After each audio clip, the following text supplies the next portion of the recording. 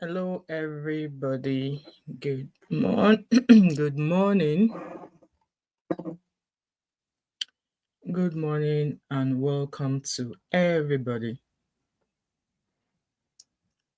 Please like and share as you come in. Like and share as you come in. Happy Saturday to everybody. Happy, beautiful Saturday. So I'm just going to wait for others to join us a couple of minutes and then I'll get started. By the way, is it Eid Mubarak? Yeah. Happy Eid Mubarak to the Muslims out there.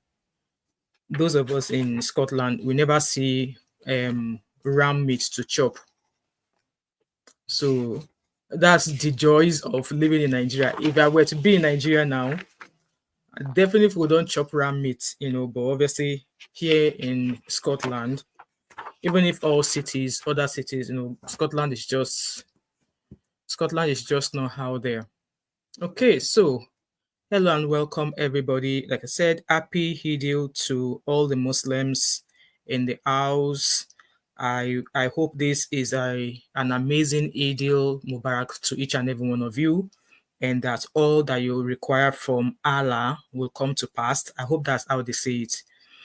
Okay, so we're just going to get started on this live stream. So according to the topic, obviously is the Nigerian news, and I came across a post actually on Instagram, and when I saw that post, it kind of like took me back, or kind of like stemmed a conversation in, or stemmed a thought in my mind as to why even now our government is not performing and Nigerians are really not keen on speaking out about it, because obviously all of these things that our politicians have been doing in the past, they've always been doing it anyways, but Nigerians have not summoned the courage to actually speak against the things that were not being done right by our government.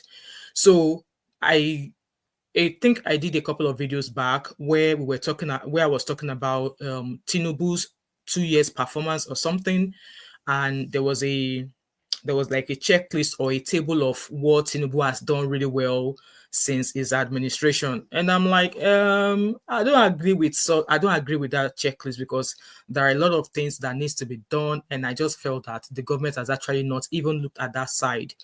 And also, one of the things I think I mentioned in that video was when Tinubu said that there must be electricity. There must be electricity. That if there's no electricity, that when it comes back in 2027, that people should not vote him. That they should not vote him back.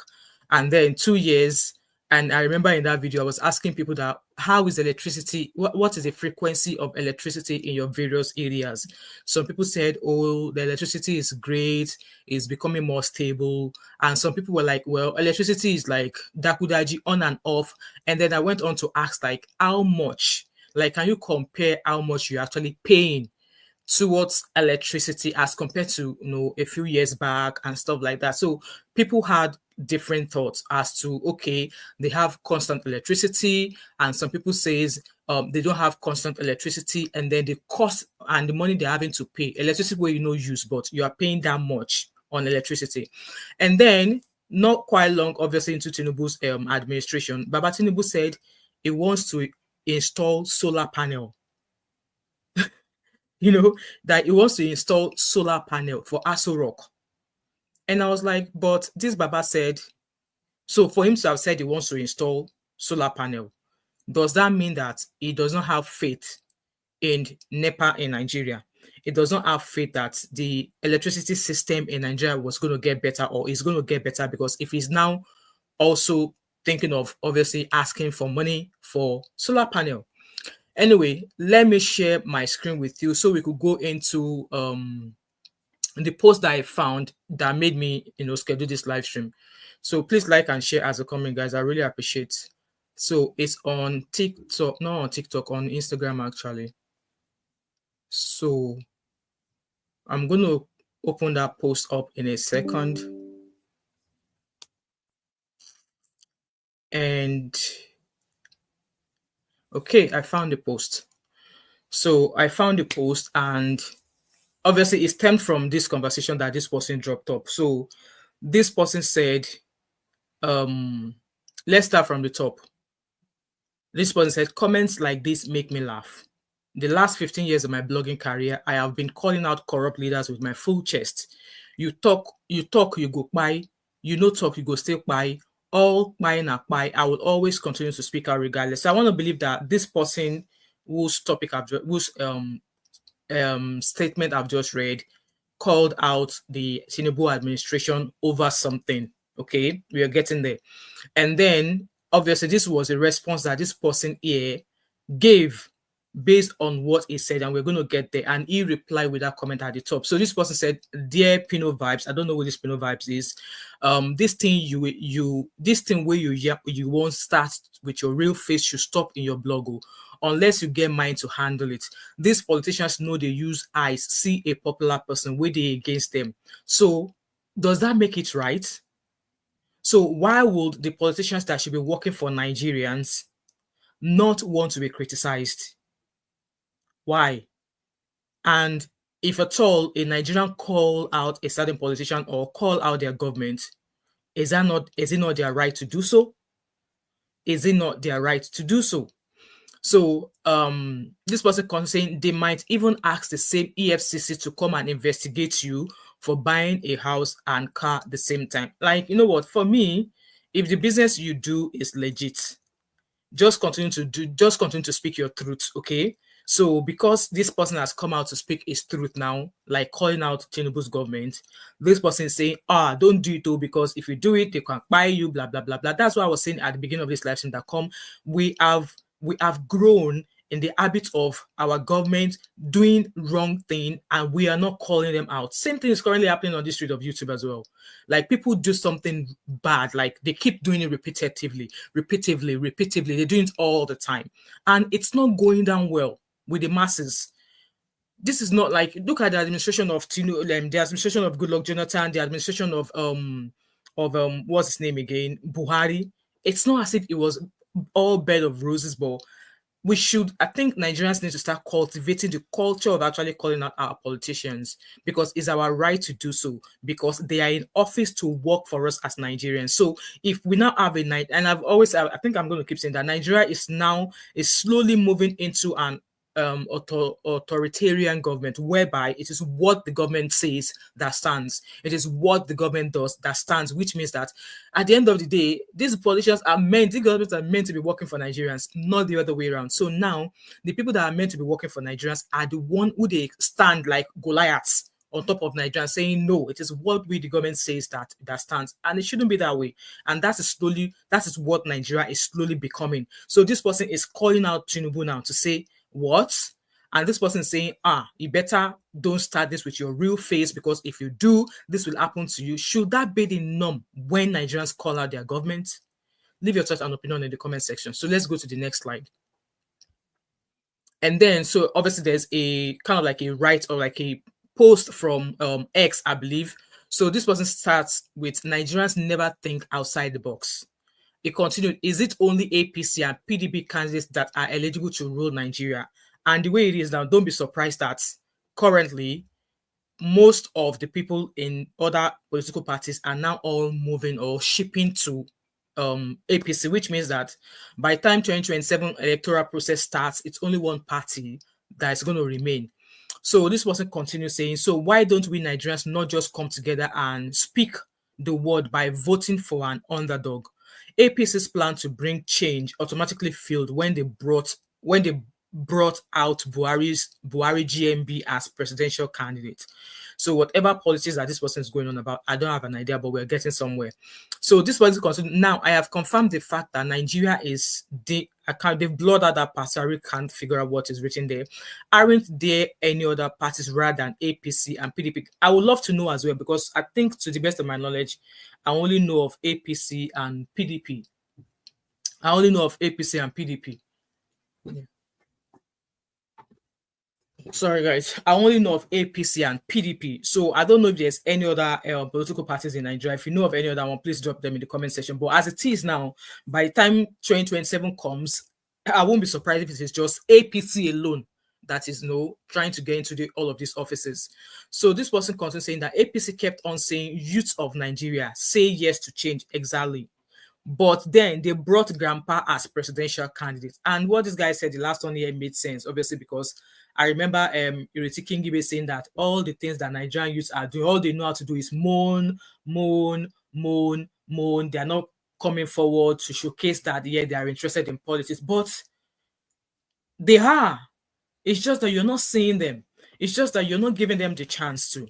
It's just that anytime that maybe a youth come out to do something, they always use the way of shooing them away, which means that either they allegedly scare them away or allegedly terrify them with something, and somebody will like, my life is more important to me. I cannot die for Nigeria.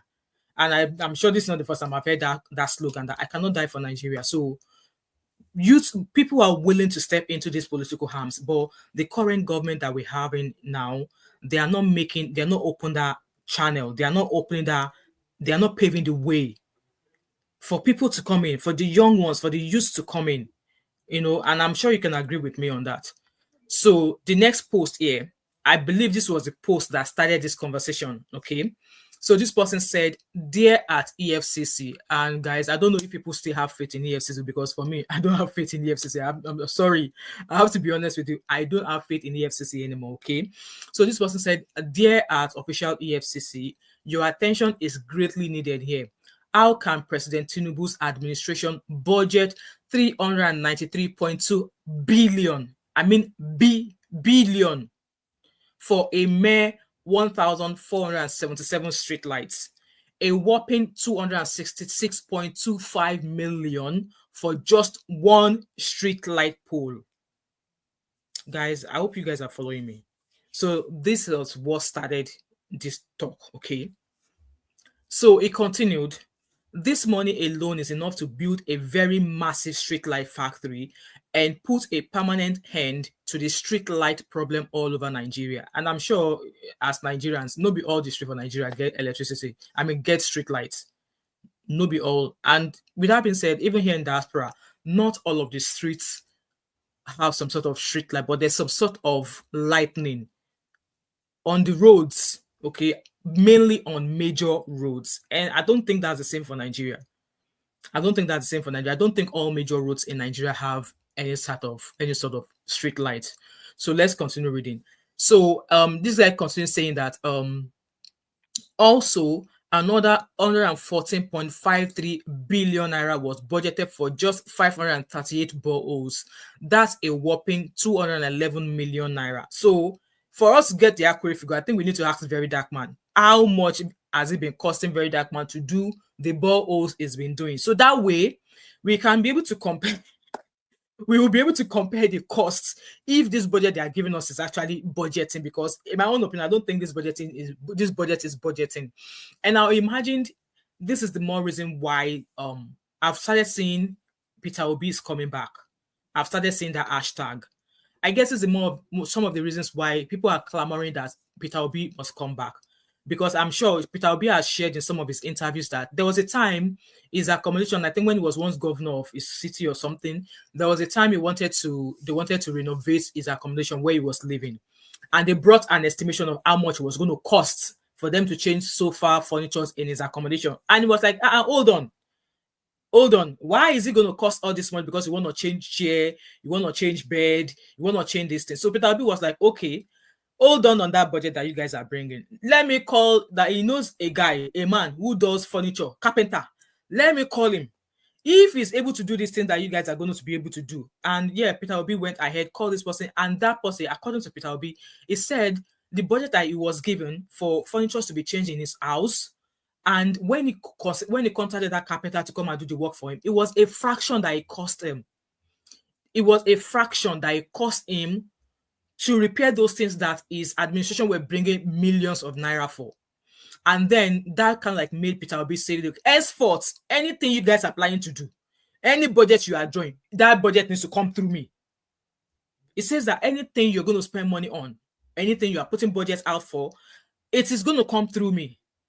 And our Nigeria government do not want anyone like that. And I'm sure you can agree with me on that. They do not want anybody like that. So Peter Obi is saying that there are more measurable ways of actually spending money. Yes, it's a budget that needs to be passed. Who knows how many budget that has been passed in Nigeria, and what that budget was meant for was not done. And I'm going to keep saying this. I left Lagos, or I left Nigeria in 2005. I left Nigeria in 2005. And before I left Nigeria, Lagos Ibadan Expressway has been in shambles. Lagos Ibadan Expressway has been in shambles since when I left Nigeria. I went back to Nigeria in 2021, and that road was pretty much the same as when I left in 2005. Make it make sense. Is it that the budget for that road was not granted, or the budget has been granted and some people just do some shitty job and the road is still the way as it was? Because that road is like a death trap. That road, when we were going, we went by Taike. I don't know if anybody knows that area. It's like when you're going through Ogun State to get into Ibadan. We went through Taike. Even that road is another death trap. If you were to rain there, if rain fall, while you're on that road, you will regret taking that route. However, it's the fastest route to get into to Ibadan. But then it's the fastest route. It's dangerous. And because when I went to 2021, the road was even as bad that when we thought that, I was thinking that, the journey was going to be quite quick. But no, the journey went on to last us as long as it would have lasted us if we had gone via Lagos Ibadan Expressway. And mind you, I was coming from Ikorodu. So if you're going to Ibadan from Ikorodu, it will be ideal to go via Taike. But if you're going from maybe Ikeja area, if you're going from K2 area to Ibadan, it would be best to go via Lagos Ibadan Expressway. So that road, it remains in shambles, like a death trap. So now, 538 borehole is going to cost 211 million naira. Please, somebody should help us reach out to the Ratel people, or to reach out to Very Dark Man. I don't know, maybe Very Dark Man has seen this, but I've not. If I see it before we finish this live stream, I'll talk about it. Help us ask Very Dark Man how much it has cost him to do the boreholes he's been able to do in all of these cities he has been able to do borehole in. So that way we'll be able to come and put the cost together, because the stage that Nigeria is now, even if I want to buy something, if I see something in the market or online and I'm like, oh, it shouldn't cost that much, I shop around. Just like I will shop around for my car insurance, just like people will shop around for mortgages, just as people will shop around for life insurances to figure out which one is more cheaper. I hope this is making sense. So this guy continued, this is completely ridiculous and makes no sense. Please kindly investigate this ASAP. This is a great injustice to every Nigerian. And I agree with him. Why is it going to cost 211 million naira to construct 538 boreholes? Why? And which of these cities are needing borehole? I hope they are not ghost cities. I hope these are not ghost projects. Good morning, Glory Chema. Welcome. Happy Saturday. I hope these are not ghost budget. These are not ghost boreholes. Because nobody today we don't say they authorize budget for a project and the project has not been done. It's either they start a project during a certain tenure of a certain person, and then when that person finishes their tenure, they leave. That project still remains undone. That project still remains unfinished. So this guy is hoping that EFCC will be able to step in, but nah. Now this government owns EFCC at the same time, allegedly, because good morning, Uncle Beno, happy Saturday. So it does not make sense. Why is 538 boreholes you're going to spend 211 million? Very Dark Man should please come and tell us how much has it cost him to make borehole in those cities that he has made them borehole, because I don't understand why 211 million naira is going to be spent on making 538 boreholes. And what cities, which cities? Say na Kaduna, they won't go make borehole. I mean, for Lagos, they won't go make borehole. Where about are these borehole projects? I hope it's not a ghost project. Glory Chama said, "One of five, they are ghost budgets." Allegedly, you'll be putting allegedly, because me, I don't want to do court case. I don't want to do court case because, make it make sense. So a total of 393.2 billion is going to cost them to do streetlights. What areas in Nigeria are these streetlights going to be erected? What major roads? Like I said earlier on, streetlights, even here in diaspora, Streetlights are majorly on major road, like expresses, motorways.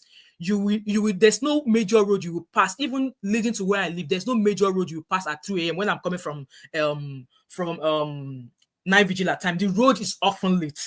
Even when I come off from major road, enter into my own side street. Street light plenty. If you don't want to make I go street now, go video, go film all the street light for my area alone. For this my street alone.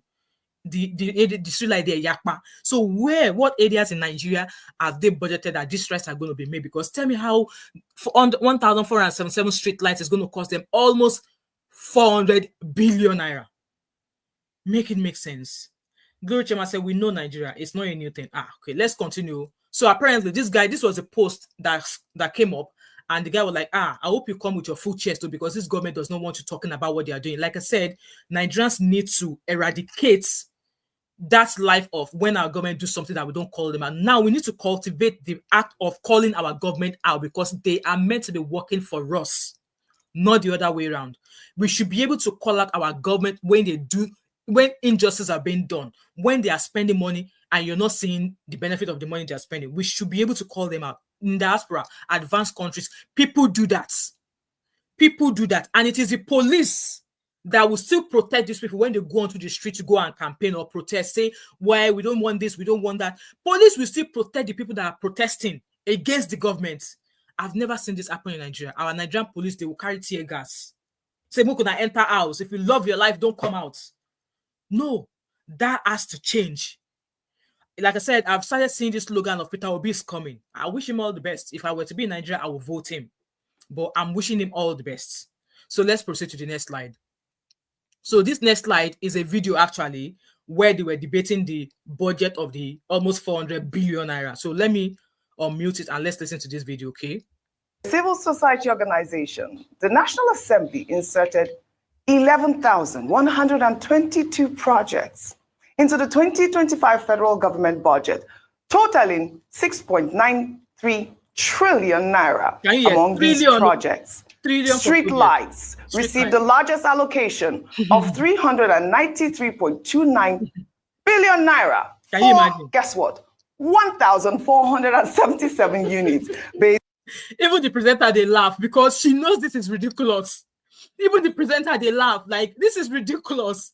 Like almost a trillion. Like, you guys need how much trillion she spoke about? Like they are laughing because they know that this is crazy. But let's keep listening. Is on this figure. It is estimated that one street light will cost a staggering 266 million naira. One street light will cost almost 265 million naira. One street light. About Kilode. Now gold in a 1 year erect under that street light. I don't understand. Do you guys hear that? One street light, just one pole of street light, will cost almost 200 and something million naira. I hope you are still listening, and I will really love your take on this stuff if you come across it. But let's keep listening. Can you beat that, Dr. Abati? Can you beat that? Let me take this WhatsApp comment that has been flying around. This person wrote, with the amount of street lights in this 2025 budget, Nigeria is supposed to be the light of the world. Exactly. Nigeria must be the light of the world, though, if they are going to spend that much on street lights. And by the way, is street light the priority or the main issue in Nigeria right now? Look at the crumbling hospitals in Nigeria. A standard Nigerian citizen who is sick cannot go to hospital and see a doctor because doctors know they are available. There is not even a bed. But the major issue for them is street lights. Like, who is advising these people in Nigeria? Uncle Beno said, my sister, the number is ridiculous. It's like as if they are looking for another way to divert money. And the landlord said, okay. Some streets no get light to make we put street light for them, but it's going to cost this much. Like, yes, if they're going to erect all of these street lights, Nigeria better be light of the world. Nigeria better be Jesus. But let's keep listening. 1,477 street lights for 390, according to budget. A civil society. So that's about that. 1,477 street lights for N393.29 billion. That's 266 million per light. Are we installing the sun, Dr. Abati? Are we installing the sun? But the other project. Exactly. Is Nigeria installing the sun? Why should one street light cost over 200 something million naira? See, even these people, they are laughing because they know it's ridiculous. They know it's crazy, guys. Please like this live stream for me. They know it is crazy. Are we installing the sun? They want to bring sun come Nigeria. But let's keep listening. As well. Are we installing the sun? Yes. Part of the problem we have with the budgeting process is that the National Assembly, yes, they have oversight because it's an appropriation bill, which will be considered by the National Assembly. They then put their own. Obviously, it's still going to be considered, but I won't be surprised if that bill was passed. I won't be surprised if that bill. We all know Nigeria now. When they put something forward, they will keep going by it, and then they stamp it into the economy, into the system that, okay, this is what it's going to cost. They put it out there and they are taking that money. But let's keep watching. Issues into it, constituency projects, political projects. Now you are isolating the issue of streetlights. Where are these streetlights that they have been budgeting for? That's the question I asked. I've not even watched this part of this thing before I came up here. Whereabouts are these streetlights? Are they major roads? Well, what major roads? Where in Nigeria are these roads? Where about? I've been only Abuja will benefit from these streetlights. Where are these streetlights that need to be erected? Where are they being erected? Glory Chema is crazy. Where are these streetlights going to be erected? Where? What cities in Nigeria? Is it Lagos? Is it Abeokuta? Is it where? For a very long time. If you look at the breakdown by budget, you will see something called boreholes. Yes, 500 and like I said, it only Very Dark Man will come and do justice to that borehole parts. And I'm sure you guys can agree with me because Very Dark Man has been doing borehole. And I don't think Very Dark Man has spent 220. What is the budget for borehole then? Budget for borehole is 114.53 billion naira. So Very Dark Man, please, right up people, help us call Very Dark Man to come and give us his own insight on this borehole. If it's going to cost that much to do 538 boreholes, and whereabout are these boreholes going to be dug? Where are these boreholes being erected? What cities? What towns?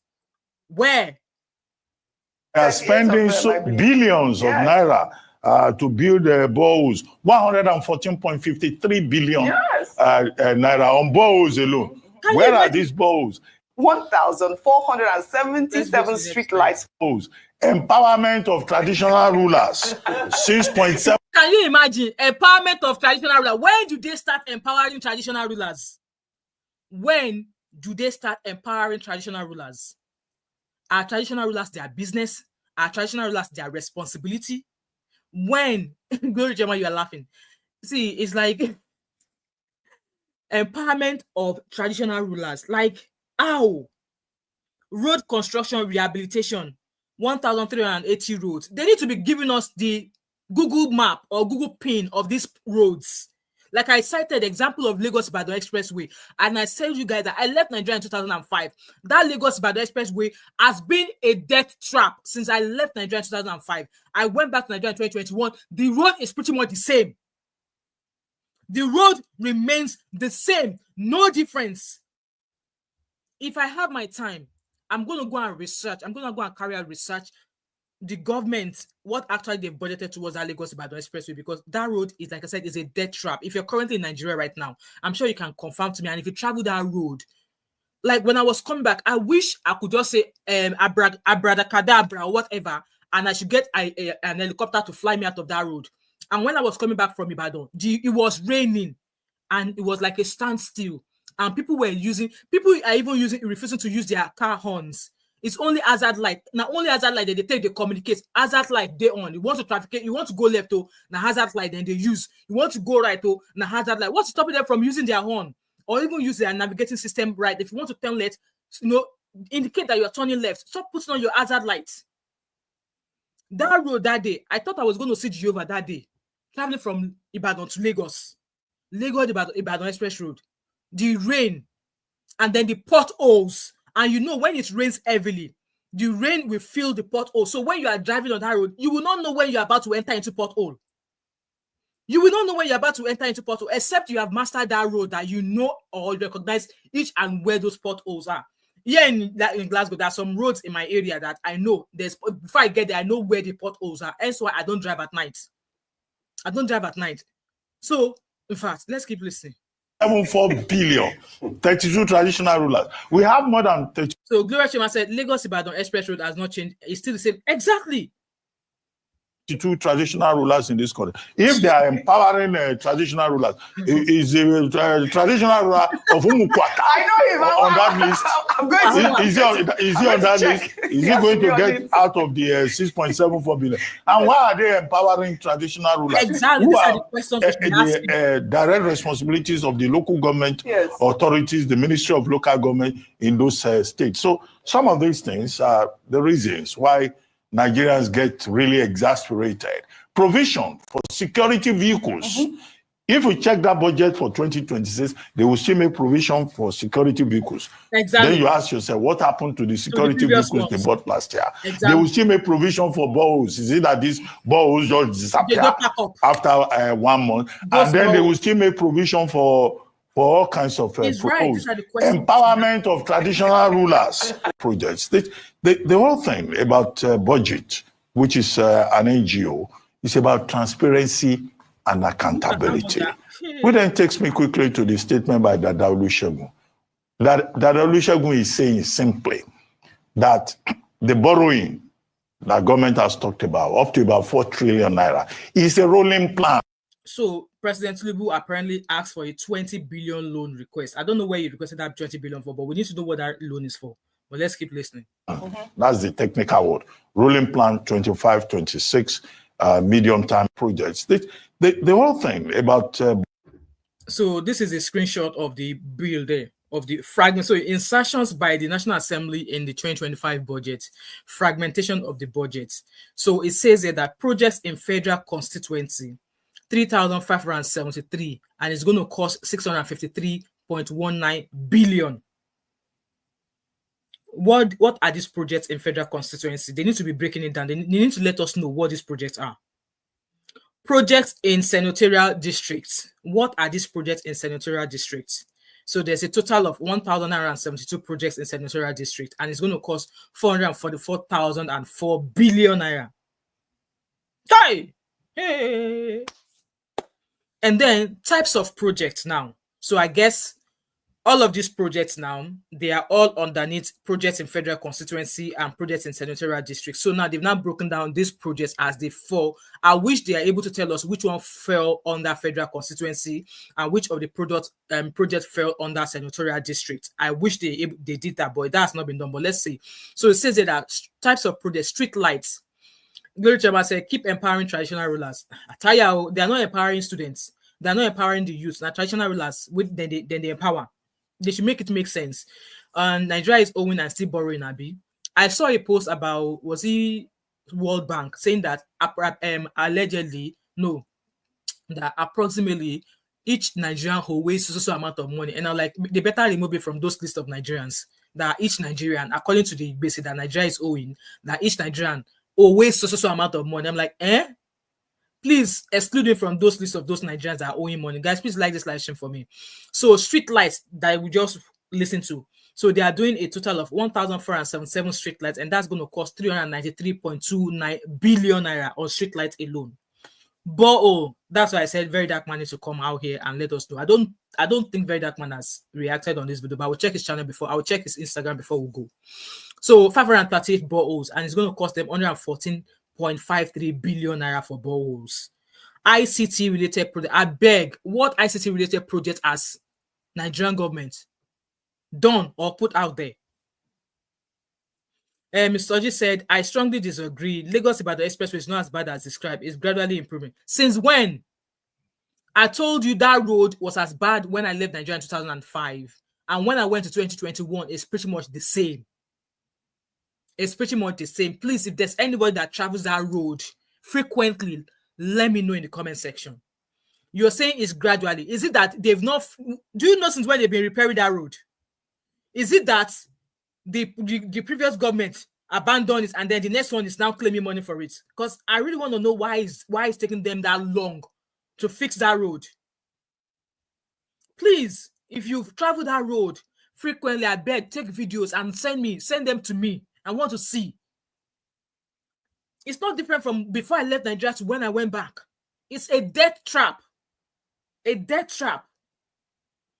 So ICT related projects, 2,122 projects on 222 projects. That's the project they're saying in terms of ICT related, and it's going to cost 505.79 billion. Construction and renovation of community town halls. Where are these community town halls that they are fixing?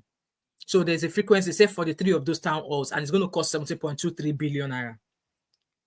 Education related projects, construction of classroom blocks, provision of exercise books. Please, I remembered when I was going to school, my primary school and my secondary school did not provide me with notebooks. So if you have a child in public schools in Nigeria, our public schools in Nigeria now providing exercise books. Are they now providing these things to students in school? Please let me know in the comment section, because like I said, the last time I finished secondary school in 2002, if I'm not mistaken, I think that was when I finished from secondary school. That was like almost 20-something years ago now. And while I was in primary school, maybe because I went to a private school, I went to a private primary school. And the school that I went to, I would say the school is under maybe Lagos State government, because Maryland Comprehensive Secondary School, that was the secondary school I attended. And not at any time during my secondary school days was I ever provided exercise books, nor was I ever provided writing materials. Instead, teacher will say, if you don't buy this home economics textbook, I will not mark your assignment. There was no time during my time at secondary school that I was ever provide any training whatsoever. I was never provided exercise books, pencils, eraser, whatever that I'm needed. In fact, they will even flog me if I don't carry broom come. They will flog me, put me, like, ask me to spread out in the sun if I refuse to bring buckets. So I would love to know if the public schools in Nigeria, if students are being provided with exercise books, because I really don't know where this provision of exercise books is coming from. So you said 2021 is a long time. I was there recently. All right, okay. I mean, I'm not denying the fact, but to the best of my knowledge, it was terrible. And if you know Taike, even Taike Road now is even that road is even worse. But we had no choice. We had to went through Taike because I was traveling from Ikorodu to Ibadan, and going via Taike would have been the easiest rather than avoiding all those hold up in Ikorodu. Okay. So Gloria said, every time construction of classroom, provision of books, and we have it exactly. So if anybody's watching this video back and you have a child or you know children who attend public schools, like government-owned schools, please let us know if these governments are providing exercise books. If these projects are being done, why is Very Dark Man building schools? Why is Very Dark Man raising funds to put roofs on some schools in the northern areas of Nigeria? And they said there's about 561 of such projects, and it's going to cost 107. Let's round it up. Let me be rounding it up for them. And this particular project of education-related project is going to cost just short of 180 billion naira. Health-related projects, please. What health-related project has this government provided since they came in? There was a news about UCH, University College Hospital. Is that what it's called in Ibadan? Where people came out. I was going to do a video about that news, but obviously the hospital came out to debunk it. People came out to say the hospital is asking that if you have a relative who is sick in that hospital, you should carry generator come because they don't have electricity. They don't have electricity. You carry fan come. And the hospital came out to debunk, saying, no, that's a lie, that they have a powered something, they have a powered generator. So are people lying? Because people came out in troops saying that they have been told to bring generator, they have been told to bring your fuel. If you know, say you don't want your family to pay for this hospital, so like I said, the hospital, the whoever is in charge of that hospital came out to debunk the story. But that news went on. I think it was on X. Then people went on like, this is what is happening. There were pictures of people with their generators outside of the hospital. And with that being said, I'm going to go back to education-related project. Look at the just concluded WAEC, where obviously because an exam paper leaked, they had to reschedule the exam. Why not reschedule the exam for another day? They had to do the exam late at night, 10 p.m. onto early morning the following day. And we saw videos, pictures of students in exam hall with torchlights, with lantern, writing exams in Nigeria of today. We saw some of the buildings where they are writing exam, derelict building with half blown off roofs. Should it be that in Nigeria today that students are writing exam late at night with no electricity in such schools? What happens if they cancel that paper for that day and schedule it for another day? They said because the paper leaked, so no electricity in the school, and you decide to do the exam at night. You know, say that no get electricity for that school. Do the exam at night. Tell me how these children are going to pass this exam. And some of them, when they were told that, we don't even know who's going to pass and who's going to fail. And you see, most of those exam hall, you can hear the noise. They were talking like, that's another story for another day. I'm going to say this: if you have the chance to jackpot, to take your children out of that shit hole, please do it. Please do it. Because I just can't, when I was watching that video, I just can't imagine that if that would have been my children. If that would have been my children. I never went through that when I was writing exams. So why should my children experience that? Why should the children of today experience that? And this government keeps saying that, oh, youths are not talking out to say they want to be a part of politics. All they do is moan. These things, we have been saying it, but they're not giving the youth the chance. And the youth that you're going to raise for this future roles, you're not even giving them the chance now. You're not. Health-related problems, health-related projects, war hospitals. You find that if you, God forbid, you have a fracture, maybe you have a bone fracture from an accident, and you go to a government hospital, they will tell you that the doctor is not on seat. But then they will tell you, if you want to reach out to the doctor, this is his mobile phone, contact him. And then when you contact the mobile phone, you see that the doctor is somewhere in a private hospital consulting. Do I blame the doctor? I freaking don't blame him. If you wanted to be seen by a consultant, by an orthopedic consultant that is meant to be in the government hospital, orthopedic consultant don't go private hospital, go to consult there to make more money. And then you now find yourself that you are having to leave that government hospital to go and see that consultant in that private hospital, and then you'll be treated as a private patient and not a government patient. How many Nigerian government hospitals can we boast of today? How many?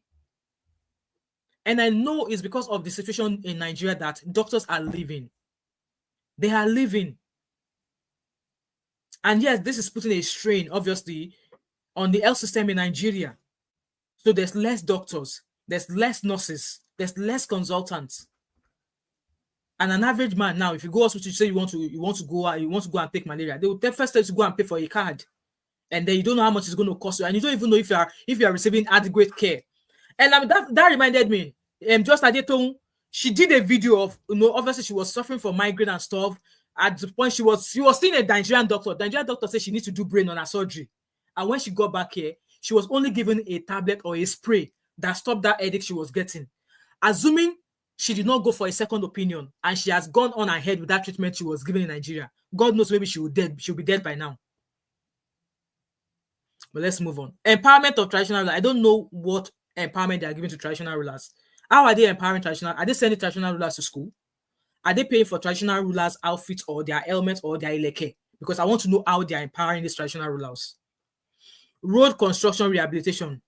Do you see how much they wrote there? 1.44 trillion.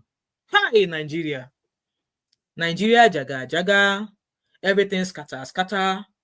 Can you imagine? Purchase of security vehicles. Now, every year that they buy security vehicles. Every year. Just like that man said, Mr. Izzy Abati. It's the same. They will buy all of this money. They will spend all of this money on these security vehicles. And then when they do the budget for next year, they will they want to buy more security vehicles. Guys, let's be watching. So that's the fragmentation of the budget too. That's how much they need for budget of waiting we no go see. So obviously I've already read, that's the beginning of the live stream there that was a conversation there. And like I said, this guy came out to call out the government. And like I said, this is what we should be doing. We should not be terrified of speaking out or calling out our government, because if we are still of the attitude that we don't want to call out our government, Nigeria is not going to get better. It's not a cause. I'm just saying. It's not a cause.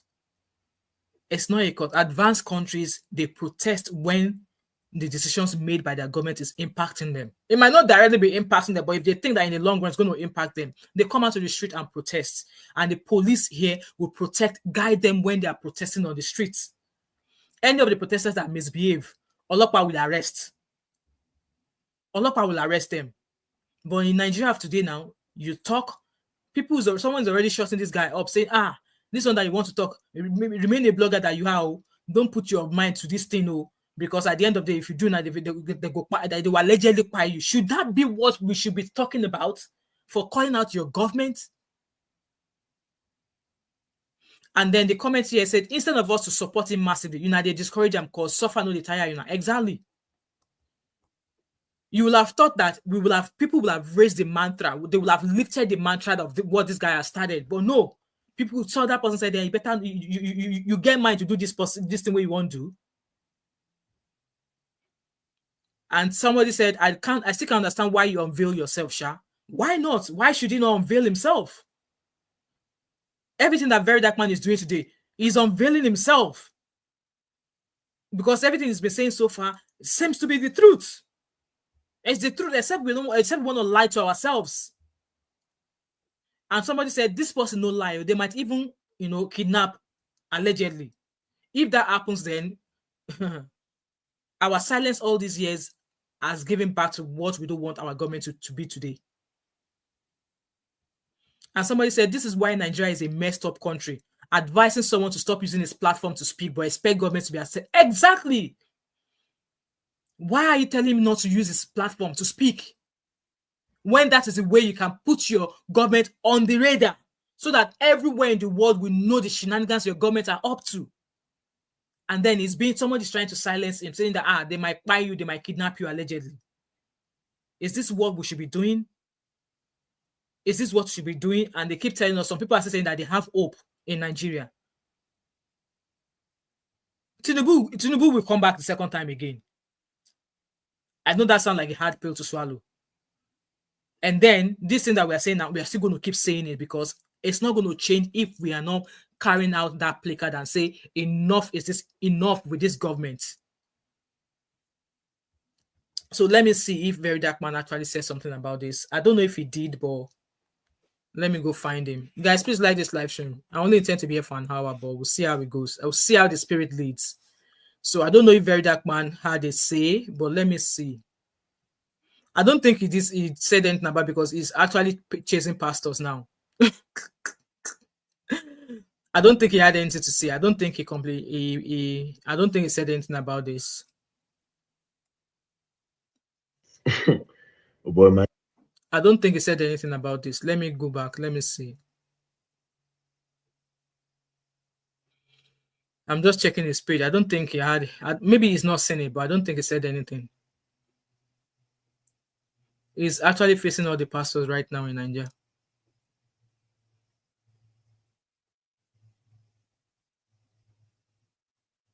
Yeah, I don't think he said anything. Let me see. What's this about? Yeah, I know they forget. You understand?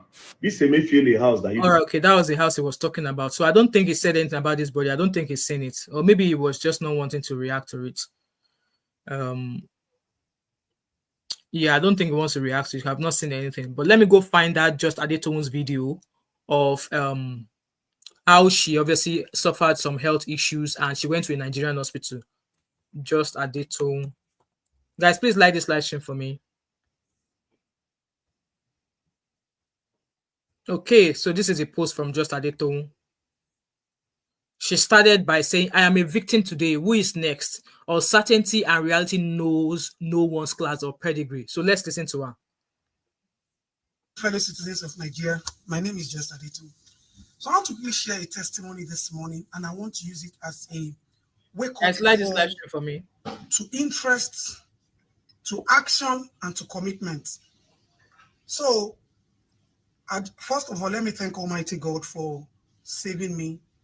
Do you know that sometimes ago, like some few months ago, I suddenly started having this very strange headache. This headache can go on for like 20 to 25 minutes. And as a specialist in nutrition, definitely know what to do and everything. And then I did everything, and then this symptom was still persistent. So at that point, my first call of contact is always health center. So I went to my health center in Obalende, Ikoyi. And because they know me as, this woman, everything must be to standard. They didn't even call the doctors on duty. They had to call the medical director. The man came because I'd had an issue with him before concerning, fueling these clinics, so that when people come there, there will always be light. How can you be running a health center without light? And exactly. They always do everything possible to make sure that that health center is super standard, not standard, super standard. So anytime there's anything, I go there. So the medical director came, attended to me, asked me a few questions and all of that. And the next thing the man said, "Madam, this headache, we need to do an MRI checkup." So he referred me to go and do a scan. I went to a diagnosis center and I did the scan. And then they came out, then they referred me to a hospital. They gave me prescriptions, they gave me medications. If you see the heavy dose, one antibiotic that they prescribed for me cost 500 and something thousand. Wow. 500,000. I had to start, even to get the medication was hell. Eventually we got it, and then I started using it. Now, this is my point. They now told me that I will use this medication for about 2 weeks, but I'm going to have a surgery. Surgery that they have to, dig into my brain and all of this. I don't live in Nigeria, and I live in Nigeria. And, everybody knows me that I am too passionate about my motherland. Like I always say, you can be a citizen of any country, but you cannot be, your motherland is still your motherland. So I obeyed. And then I went back to my home base, United Kingdom. And then I went to the hospital. I went for a checkup. I took all the tests I did. I took all the x-ray. I took everything, and I took it there. Do you know that by the time they did the examination, they did checkups, they booked me in immediately because they saw everything that came out from the doctor's report. Ladies and gentlemen, Nigerian citizens, I didn't need a brain surgery. She didn't need a brain surgery. They only gave me a spray. A spray you put in your nose, spray it in your nose. And since I used that spray, ladies and gentlemen, fellow citizens of Nigeria, I have been okay. This headache that will come and always make me run mad for like 20 minutes disappeared. With that being said, I used to get migraine as well. At some point, when I get migraine, I will be given, what do I know? I will be given naproxen by my GP. And my own migraine, I know what the cause of my migraine is because I've got dry eyes. You guys will see that I've started wearing my glasses now. I've got dry eyes. So, dry eyes could be as a reason of so many things. I'm sitting on screen, typing away, working on laptops. Even at work, I'm on my screen, doing it. So migraine could happen for various reasons. But for mine, it was my eyes that was causing my migraine because my eyes were dry. So I was getting the migraine. And each and every time I get the migraine, like I can't even stand up. I would have to be in a dark room. And that headache, just like you said, I was getting that for about 20-25 minutes. I would have to be in a room that is dark just to be able to sleep and close my eyes. So it got to a stage whereby I decided to go to my GP. I was given naproxen. At some point, naproxen was working, but GP said, go and see your optician. And I went to see my optician. Optician said, oh, your eyes are dry. You're like, my eyes are as dry as a desert. So I need ointment. I need to to make sure that I moisturize my eye in a way, which means that I am not blinking as much as I should be blinking because obviously my eyes is dry. So if you see me change my glass, I've got two types of glasses. There's a glass I will wear if I'm sitting at the screen, at a computer screen, and there's a glasses I would wear if I'm out and about. So it's not as if maybe I've got sight issues, but there are things like that.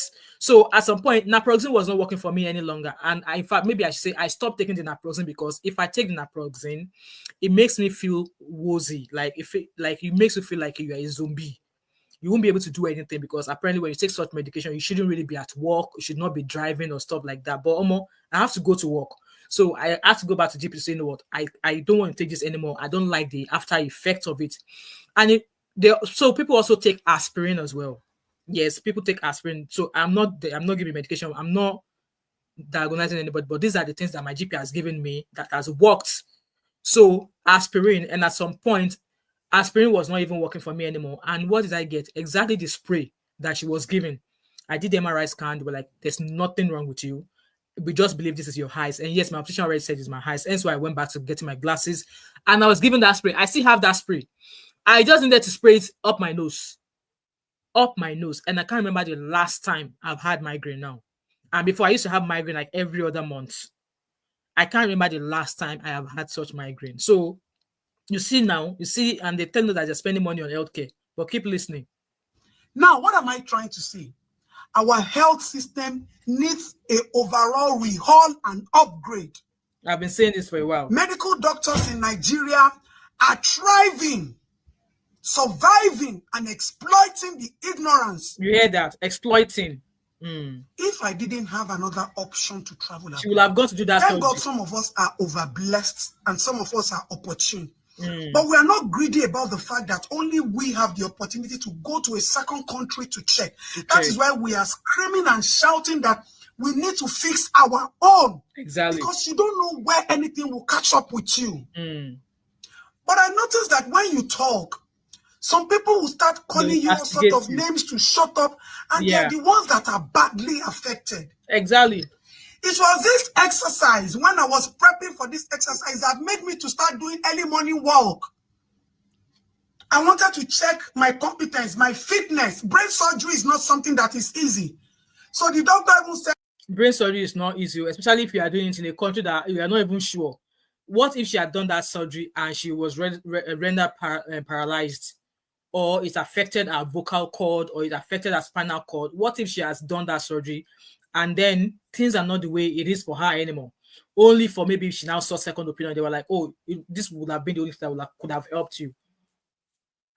Let's start to do some exercise, start to gather some energy. That was where I met the girl that I called the mother out for abusing her own child. And Nigerians were like, this is how we were brought up. This is how you were brought up. But a lot of you who had that experience growing up are in America and in Canada and in Banana. You are in Lekki. Your children are going to private schools. Does it mean that we are selective of the kind of people that change or blessings should come to? Exactly. I grew up like this. Does it mean that our children should grow up like the same way? Absolutely not. Our health system needs immediate attention. And one thing I also realized, everybody knows that Just Adetong is an activist, but a lot of people don't know me as a professional person. 99% of the people that run to my DM, I'm not going to mention names. I have had situations where people will start calling me in the middle of the night. Just Adetong, help us. So is happening. These are your A-list celebrities.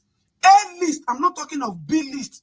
The people you honor and you worship, but they cannot afford to talk about our country on their pages because they don't want the people that will sponsor them, will give them job, will give them an endorsement.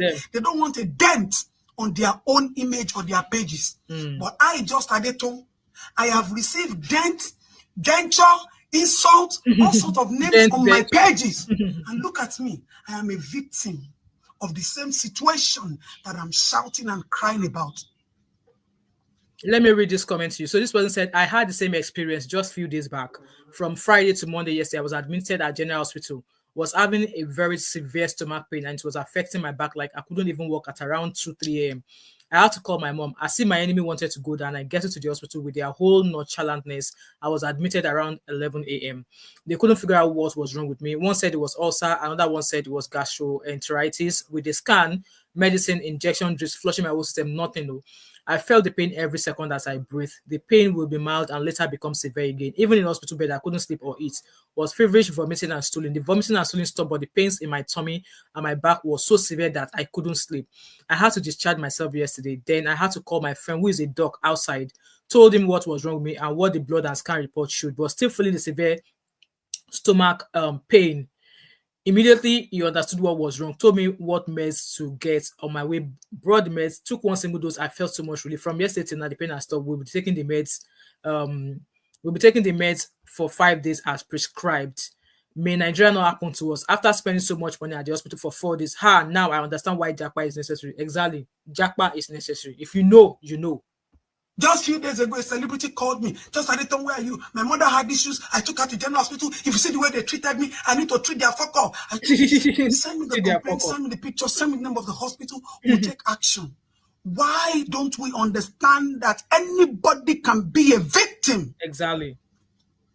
whether I'm the president's daughter, whether I'm the Senate president's cousin, whether my uncle is a trillionaire, whether my brother is in politics, does not matter. Exactly. Speak out, regardless of what your relationship is with them. Country, you are enablers. A lot of you people think because I am connected to the government, I should not call out the government. The government is not my health. The government is not my safety. Even the government people who go about in ambulances with security, with mopos, they also find themselves in situations that they still need the system to function for them. We are talking about asking for what is ours. Now look at what is going on in this country. The government is trying to make it a one-party state so that you and I will be relevant. We can. Was I not just talking about this earlier on? Everybody by 2027 now only APC now with the year, nobody else. Only APC. Only APC will contest. Only APC. And does that make sense? Even America, we just conclude election. Now 2 parties, even multiple parties. Even the UK here, we get Labour, we get Conservative, we get, who do we have again? Nigeria Farage. We get multiple political parties. But Nigeria, why are you trying to make it a one-party system? Why?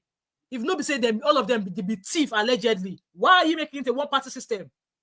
Stop talking and stop shouting. Exactly. It is whatever they decide within themselves that will stand, and that is wrong. Meaning that our voice has become too much for them. And we are here fighting each other, assaulting each other, calling each other names, bullying each other, trolling each other on our pages, where we are supposed to be one with one spirit. And we should understand that we are talking about our country, not my uncle, not my brother, not my husband, not your wife who is a politician. What if I had done that surgery and something had happened to me? God save you, please. The reality of our pain is very, very true. The fact that some of us live abroad, or because we are rich, or because we are blessed, or because we are connected, does it mean? Sometimes we have to come so low to ask for what belongs to us. It cost me 532,000 per tablet. Per tablet. Can you imagine? How many people can afford that? And I went back to my country. Let me even bring what they gave me. This is what they gave me to use. Exactly. Put it in your notes. I have it as well. I didn't need it. But we all know how antibiotics is abused in this country. Yeah. We all know how pharmaceuticals make money in this country. Please and please, I want to beg you. Let us stop fighting ourselves. Randy Peters is calling for electoral reform, calling names, calling some people. Those people are not even as important as you. That's it. They only seem that they are important because they have dignified their status. But you are the ones who push their status to wherever it is. It is about you. Exactly. It's about you. Not nobody about else. pastor this or celebrity this or king this or senator this. Please, I am begging you people. We have been talking, we have been shouting, regardless of all the insults, because we understand the reality. We are still doing it. Nigeria is our own. Politicians will always, that is their own institution, where they will do anything to upgrade to get to the peak of their career. The peak of your own career is to ensure that what is yours gets to you. Exactly. It is your fundamental right. Our country needs to be good. Our health system needs to be restructured. Exactly. Like I said, it needs to be People are dying because of lack of medical. Almost all the system in Nigeria needs a real everything. The education system, health system, every department in Nigeria needs a real. But who do we trust to do that real? Guys, I'm rounding up. Who do we trust to do that real? Who do we trust? Who do we trust to do that real? Who? Is the EFCC that we thought that okay, they are rooting out all the people that are embezzling money? Now we also what has happened in the past few months. Do we trust them to do all this real? When it comes to medication, NAFDAC, do we trust NAFDAC to do the right thing? Like, what arm of government do you think was capable of rehauling Nigeria as it is? Or maybe each department, health department, whatever, what arm of government do we think is capable of doing this rehaul? Security systems in Nigeria. We all know that's a major problem, and these people are talking about empowering chieftaincies or chief priests, wherever, somewhere. I was watching I saw a post on Instagram of where a certain player, I think was in Nigeria or Surulere, where they went to rob in that building, and they took a young child and dropped that child from the 3rd floor, and that child passed away. Where were the police? And now, when these people take laws into their hands, that is when police will come out. That also reminded me of the case of did it happen in northern part of Nigeria, where a certain farmer was trying to send away a Fulani herdsman from grazing on his farm. And it happened that both of them ensued in a fight. And in the process of him protecting himself, he allegedly by the herdsman. When their case went to court, they sentenced that guy to buy. Why? The Fulani herdsman took his cows onto somebody else's farmland. And yes, he has every right to drive you away from that farmland. In the process, they started fighting. He protected himself, took the life of another man, and he's been sentenced to buy. There's so many things. I feel like our government they have misplaced priorities. Misplaced priorities. They are busy spending money where it is not required. Education is one thing.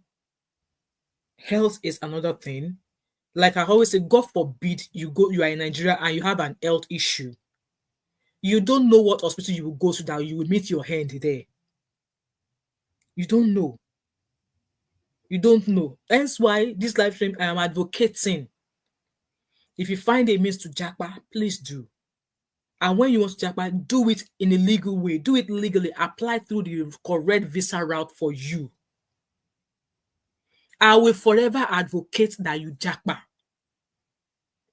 But then, do it in a legit way.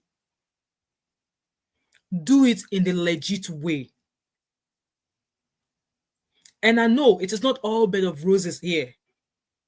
I've shared my own struggles here with you guys before. In case of racism, I have shared it here. But then, these things happen. But then, there's a way to fight it. You fight it in a legal way. You use the laws to fight your just. Since I've been here 20 years, I was only racially abused once. And by the time I stood up to that racist, the racist self regrets say he tried that with me. My child was racially abused at the age of 8 in a school that I believe that she will be protected, that she is safe. But the school hid it away from me by not telling me. Mind you, I had 3 children in that same school. And my second daughter, she's just like me, fierce. And it's not a crime to be fierce. Because he receive any logo. I want to speak that it is your physical appearance alone. Your physical appearance alone will make whoever has a wrong intention about you to try again or to reconsider.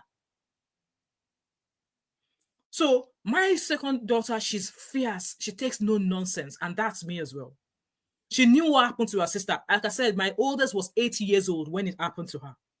And my second daughter, she was about 6.5, because obviously there's just like less than a year and a half in between them. They were just one class ahead of each other. She came home and told me about, like, Mom, a girl in my class called Nifemi a black bastard. And I was mad. I was freaking raging. Mind you, that incident happened in the morning during breakfast while they were in school. So up until the school closed at 3 o'clock in the afternoon, the school did not call me to notify me. Normally, if something happens to your child at school, either accident, they will call you, right? Maybe your child suffered an allergic reaction. When it comes to like health, anything like that, if your child misbehaves at school, they will call you. Yeah, if your child misbehaves at school, they will call you. If something is wrong or something happened, maybe accident or something happens to your child at school, they will call you. But in this instance, why did they not call me? Because they knew they freaking messed up. They did not tell me anything. So that incident happened 8 o'clock in the morning during breakfast at school. And that day I was at home because I was not working. I was off that day. And they got back home from school. I noticed that my oldest even till now, she's very quiet. She barely, she barely talks. And when she talks, it's when you've like upset her. That's when she would. But then even when you upset her, she will still, take her time. But my other girl, she came like, Mom, this happened at school today, blah, blah, blah, blah, blah. As at that time when she came, and my children's school is just like 2 minutes walk, I jumped into the car, drove straight into the school, like, I want to speak to your head teacher. They were like, oh, the head teacher is not around. That what happened? I'm like, no, that's the head teacher's car there. I know she's in school and I need to speak to her. And they were like, what happened? I said, this is like, oh, it has been dealt with. Like, no, it's not been dealt with. Because I am the parent. I should have been called, notified of what happened. See, even if they've not called me for anything, they should have at least called me to at least let me know what happened so I know how to kind of like approach my child. And that day it was a Friday. So at least I know how to approach my child and maybe speak to her to reassure her that, no, you're not a black BSTD, you're a beautiful, a young girl of 8 years old. So I will know how to speak to her, encourage her, tell her she's beautiful and stuff, at least prepare me for that. But no, it was my second daughter that told me about it.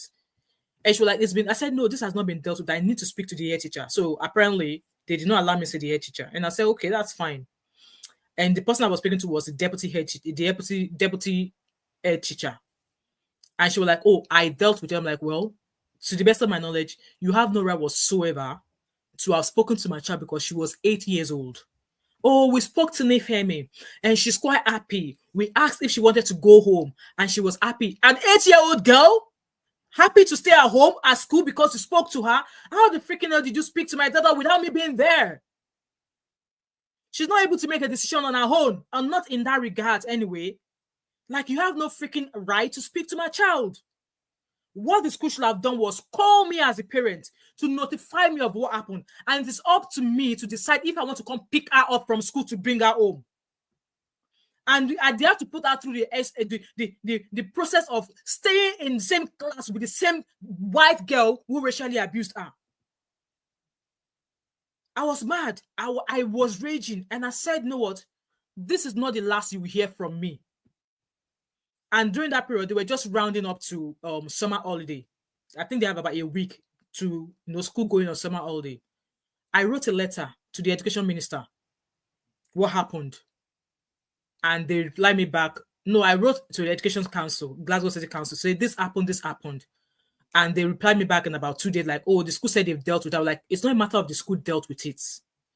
When we're talking about accountability, regardless of your age, and the behavior of racism, these white children, they learn this behavior from their families. It's a learned attitude, it's a learned behavior. Who knows how their parents talk bad about black people? So if you can imagine an 8-year-old saying that to another 8-year-old, it was something their parents have said while they are there. And I said, no, this matter has not been resolved. I'm of the opinion that the school should have called me. It should not only be when my child misbehaved that you call me to come and take her or take him. It should not be when, God forbid, my child is being transported to hospital after an accident that you call me. It should not only be that moment alone. If anything of the absurd happens to my child or school, the school has to call the parents. So I was like, there's no point going back and forth with them. I didn't reply them. I've still got those letters till today. And what next did I do? I wrote to the education minister, Maureen McKenna or something. I found out details on when Twitter was Twitter. I wrote her a letter and she said she was going to investigate the case. And then she said to me, oh, she's investigated that. She agreed that, I should have been notified, blah, blah, blah, blah, that she would advise that I go to speak to the school. And I said, you know what? Yeah, I appreciate that you acknowledge the letter, but then our response was not good enough for me. And she said that if I was not happy with the way it has been dealt with, I could go to the education ombudsman. And yes, I sat down, your pen, your brain. I sat down, drafted a 2-page letter to the education ombudsman, and I wrote what I felt the school could have done. And I wrote 5 things I felt like they misbehaved, because after that incident happened, run up to Christmas, or not even run up to Christmas, anytime as at that time when my daughter was below the age of 8 and 10, between the ages of 10, if she asked for something that I think that she does not need, like asking for a bicycle or something she already have, And she's asking for it. I'm like, no, you're not getting it. She's like, this one broke my heart when she said it. I think she was about 9 years old. She was like, oh, Mom, is it because I'm black? Like, she asked for something. I said, no, Nifemi, you don't need it. And Mom, is it because I'm black? Because my friend black. When she said that thing to me, it broke me. It broke me. Because that's our own way. That's how she has been impacted by that experience. I wrote to the education minister, education ombudsman, and I obviously wrote what has happened. And I said that at the end of the day, I'm taking my children out of that school because so I have moved from where I used to live before to the east end of Glasgow. And east end of Glasgow is full of racism. It's full of racist people anyway. People will never come up for scholarships. They don't bond them. So in a way, I don't blame them, but I was standing by my words like, no, this can't happen. So I wrote to the education ombudsman what the address. I attached a copy of the response of the school, the response of the education minister, and I wrote what I felt could change. And out of the 5 things I wrote, they upheld 4, and they said they were going to incorporate that into the school policy. For me, that was a win. Out of the 5 things I wrote to the education minister about, education ombudsman about, they upheld 4 out of 5. If you want me to show you proof of those lists, I'll post it onto my community page so you can read it. So, diaspora is not all bed of roses. When things happen, there are ways you go about them. And yes, I told them that even for the fact that I told them I was going to move my school, I know moving them back to the old school where I brought them from will be difficult because now I have moved miles away from that area, which means that my children cannot go to that school anymore. And I've shared it here, a video if you want to move to Scotland, that the way they allocate schools based on catchment area.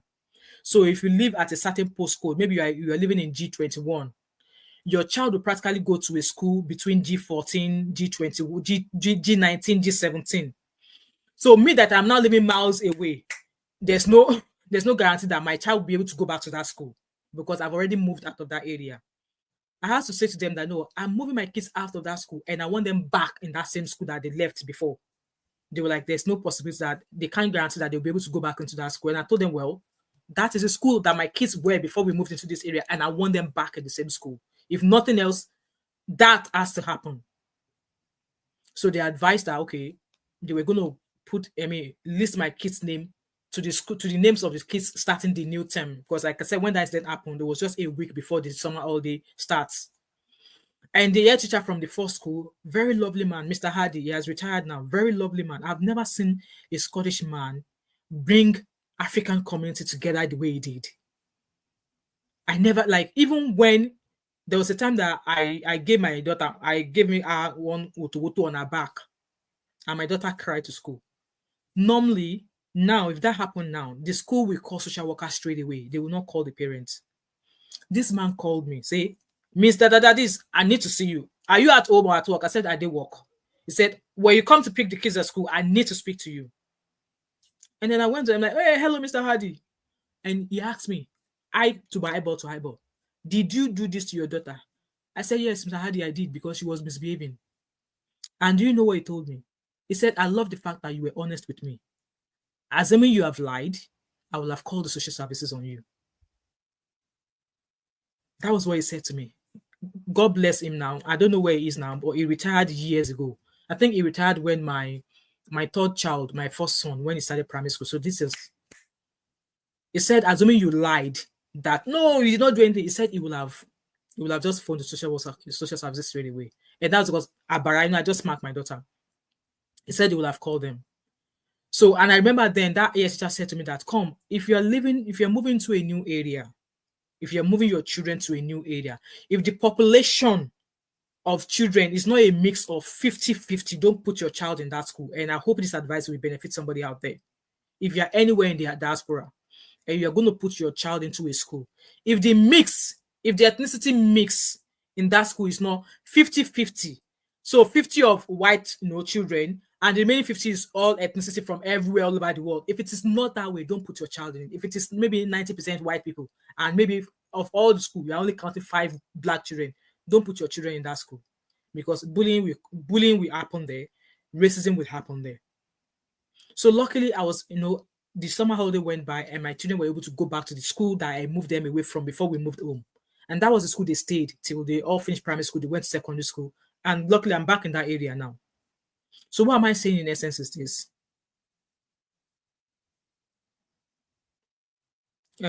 What's this? You are a very demanding patient. I pity your children's school. You know what? We all know what Black people face in diaspora. And like I said, there's no point shouting, because if you try to talk now, they'll say you are shouting.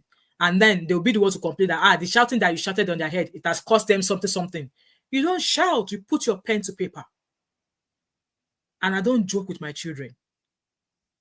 I don't joke with my children. And I remember when that incident of the racism happened, the housing, because I was renting then, the housing association, I also wrote a letter to the housing association that I was renting house from, that come, a certain tenant of yours did this to my child.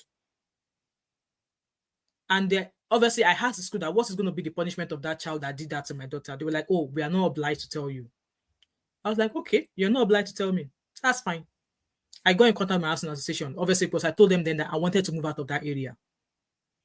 And they were like, what happened? And I told them, they were like, oh, can I describe? So they asked my daughter to describe the girl. What's her name? They found the name of the child. So they were able to figure out who her parents were. So their parents are also renting from the same landlord I had then. And they said to me that they've written a letter that they will not tolerate such. Yes, this happened in school, but you are in the same community. You are our tenant. We care about our tenants. If this happened again, you get the eviction. So, Mr. Gbajamila, if that happens to your child, keep quiet and keep looking, because you don't know the kind of damage that's going to cause to your child. I want to believe that that instance has some sort of effect on my daughter. Why she's like, nowadays, she's quiet. She's not the kind of like, she's 21 now. But I know she can like suffer some sort of experience or maybe effect from that experience. You can imagine if I had not done anything. And throughout the secondary school, when all of my kids were in secondary school, and even till now, I don't have an issue with any teachers. In fact, teachers were like, Miss this, that. Your son is not submitting assignment, it's not done that. They will email me. That's the kind of relationship I have with my children's teachers. And luckily now, 3 of them are in university.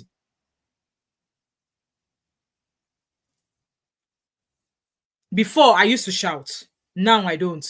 I just kind of like keep quiet. And that quietness alone is giving them headache. What I do now, if there are people there who actually saw what is happening, yes, I might just make my move, and maybe my tone might be a bit, Tell me what Nigerian know they shout if then they talk. Because you are starting to act like a saint now. I shout. If the atmosphere, if the situation warrants it, I shout. So obviously, when I went to the school to go complain, I was not shouting. I was firm. Like, no, you have no right whatsoever to speak to my child. You shouldn't have spoken to my child. I was very, very firm. If that means shouting because you say because of my demeanor, no, that's who I am. And when I started this story, I said to you that I'm fierce. I don't take nonsense. I was very firm because this is my child here. You don't know where I'm coming from. And you don't treat my child that way. So I moved my kids. They went back to that primary school that I moved away from. And obviously, the area we're moving from, I moved them back. The Education Council made it possible. Even though they told me that, if another family moved into that area, your child will lose that school space. And I said, till then. And luckily, no new family moved into the area. And all my 3 kids went back to that school. And I'm happy. And this happened how many years ago? So what I'm trying to say in essence is that abroad, diaspora is not a bed of roses, okay?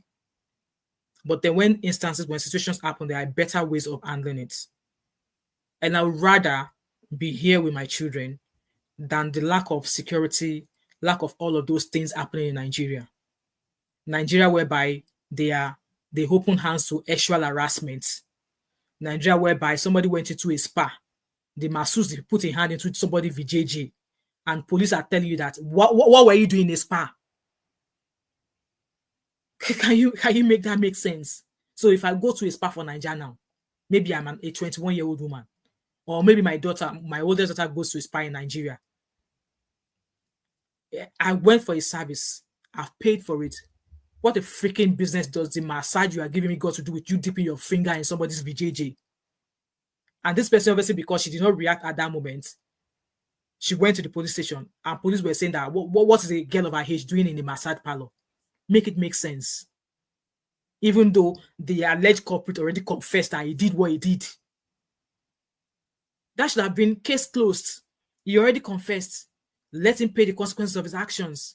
But they are blaming the person who came to report somebody. Is that the kind of country you want to leave your children in? And like I said earlier on, they wrote WAEC. Our exam leaked. It wouldn't have been outwit people who are in that department. Okay, exam paper leaked. I'm sure they will have like a contingency plan. Okay, if this paper leaked, what other paper do we release? I'm sure they will have such. Should that take them till 2 a.m. or 12 a.m. for students to write paper? Why not say children should go home? This particular paper is going to be rescheduled for another day. So your children will thank you if you're able to get them out of Nigeria. But like I said, do it the legal way. So from the story, was there a young Peking that went to spa? Let us be respecting ourselves. Was he a young person that went to the spa? I'm sure you can go and Google the story. Was he a young person that went to the spa? Because I don't understand your question. Anyway, guys, I've just come to say all of that about our country, because if we are not speaking out, whatever our country is becoming right now, it's going to continue. It's going to continue. And you should not say, because it has not happened to me, you're not going to say anything. I don't pray Nigeria happens to me. Hence why I'm using my platform. I don't pray my country. I don't pray Nigeria happens to me. And yes, I've always said there that Jackpada, Nigeria is a Jackpada for me at the age that God says I'm going to retire. But if Nigeria remains the way it is right now, by the time I retire, or more, I'm not coming back home. I might just come to enjoy the sun and then come back here. But let us develop the act of calling out our government. And when others are doing it, don't castigate them. Don't castigate them, because if you're not able to do what that person is doing, speaking out, why are you castigating them? What have you done in your own way to lend a voice? What have you done in your own way to lend a voice?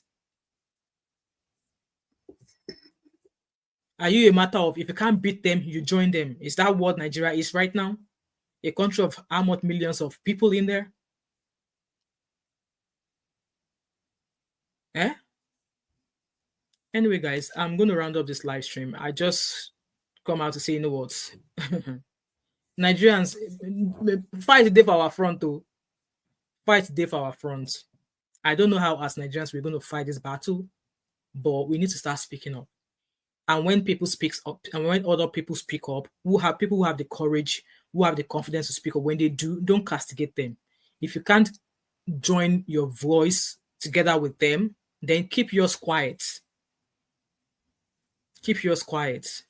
And lastly, I'm an advocate for Japa. Japa, but do it the right way. And yes, I'm not saying that diaspora is a bed of roses. I've just shared, and this is not the first time I'm sharing my own experiences. If you go back on my channel, there are videos of experiences, things like, I've been in this country for 20 years. I've had my own fair share of good and the bad. But the good outweighs the bad I've experienced in the past 20 years. The good that I've gotten in this country outweighs the bad. Okay? Anyway, guys, thank you so much for being here, and I'm going to call it a day. So if you've been on this channel from the beginning of this live stream and you've not yet subscribed to my channel, what are you waiting for? Don't forget to like, drop a comment in the comment section. Subscribe if you've not yet done so. Turn on your post notification. Share this video. Do not hesitate to join my membership, and I shall see you later. I need to do a quick video, and yeah, have an amazing Saturday, amazing weekend, and obviously happy holidays to the Muslims celebrating Eid. Is it Eid? Yeah.